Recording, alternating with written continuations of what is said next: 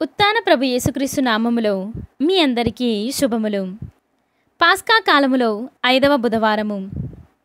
యెరూషలేము వెళ్ళి ఈ విషయమును గూర్చి అపోస్తులతోనూ పెద్దలతోనూ మాట్లాడవలెనని నిశ్చయించిరి. మొదటి పట్టణము అపోస్తుల కార్యములు 15వ అధ్యాయము 1వ వచనము నుండి 6వ వచనం వరకు.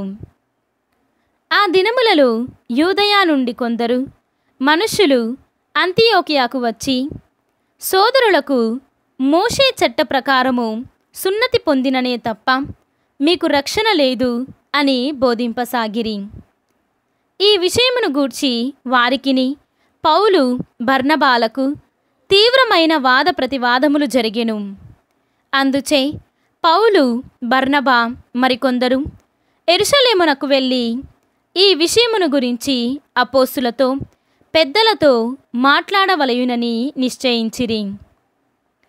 క్రైస్తవ సంఘముచే పంపబడి వారు ఫినీషియా సమరియాల మీదుగా వెళ్ళి దేవుని పక్షమున చేరిన విషయమును వారికి తెలియపరచిరి.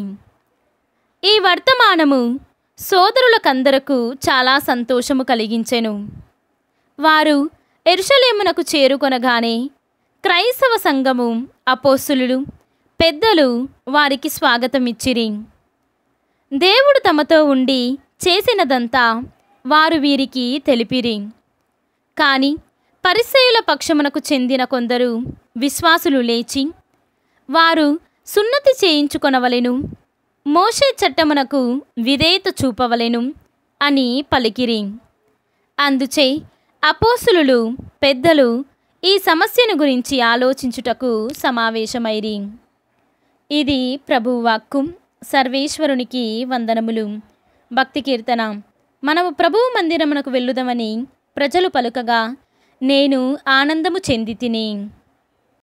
ఈనాటి సువిశేషము పునీత యోహాను గారు వ్రాసిన సువిశేషము 15వ అధ్యాయము 1వ వచనము నుండి 8వ వచనము వరకు.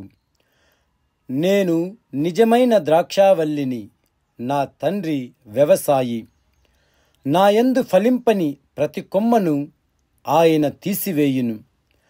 ఫలించు ప్రతి తీగ అధికముగా ఫలించుటకై ఆయన దానిని కత్తిరించి సరిచేయును. నేను మీతో చెప్పిన మాటల వలన మీరు ఇప్పుడు శుద్ధులైతిరి. నేను మీ యందు ఉందును, మీరు నా యందు ఉండుడు. ద్రాక్షావల్లి యందు ఉండని కొమ్మ దానంతట అది ఫలింపజాలదు. అట్లే మీరు నా యందు ఉండనిచ్చో ఫలింపజాలరు. నేను ద్రాక్షావల్లిని, మీరు కొమ్మలు. ఎవడు నా యందు ఉండునో నేను వానియందు ఉందును. నేను ఎవనియందు ఉందునో వాడు అధికముగా ఫలించును. ఏలన నేను లేక మీరు ఏమియు చేయజాలరు. నాయందు నివసింపని వాడు తీగవలే పారవేయబడి ఎండిపోవును. అట్టి కొమ్మలను ప్రోగు చేసి నిప్పులో వేసి తగులబెట్టుదురు. నాయందు మీరు, మీయందు నా మాటలు నిలిచియున్నచో మీరు ఏమి కోరినను అది మీకు ఒసగబడును. మీరు అధికముగా ఫలించుటయందు నా తండ్రి మహిమపరపబడును.